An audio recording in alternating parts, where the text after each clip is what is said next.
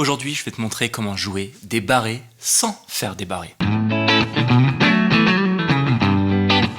Alors, ça veut pas dire qu'il faut jamais les apprendre, il y a des situations où on ne peut pas y échapper. Mais, quand on construit un accord barré en partant de la corde de Mi, avec une fondamentale sur la corde de Mi, eh bien, c'est tout à fait esquivable. Je sais pas si c'est français, mais je le dis quand même. Prenons, pour exemple, un accord barré majeur, on va faire un La majeur.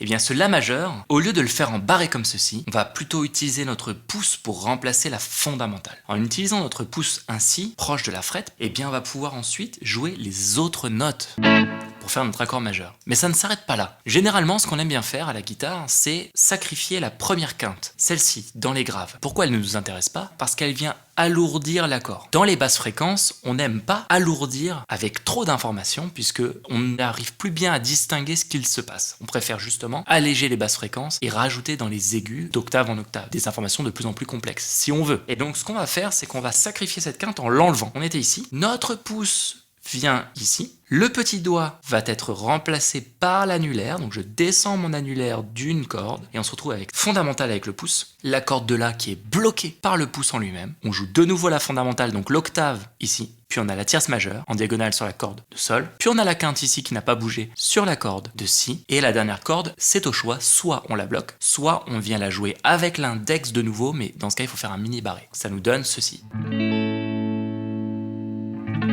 Ou si je sacrifie la dernière corde, on s'arrête donc sur la quinte. De ce fait, on a un petit doigt qui est disponible pour ajouter des notes de coloration. Ça, c'était pour l'accord majeur. Pour l'accord mineur, même chose, vous démarrez de votre La mineur. En barré, votre pouce remplace la fondamentale ici, votre annulaire remplace le petit doigt et vous conservez un mini barré ici avec votre index pour jouer la tierce mineure, la quinte et l'octave. Donc on a fondamentale, octave de la fondamentale, tierce mineure, quinte, fondamentale. Dès qu'on a un accord à construire sur la corde de Mi, c'est-à-dire avec une fondamentale sur la corde de Mi, on peut faire ces accords-là.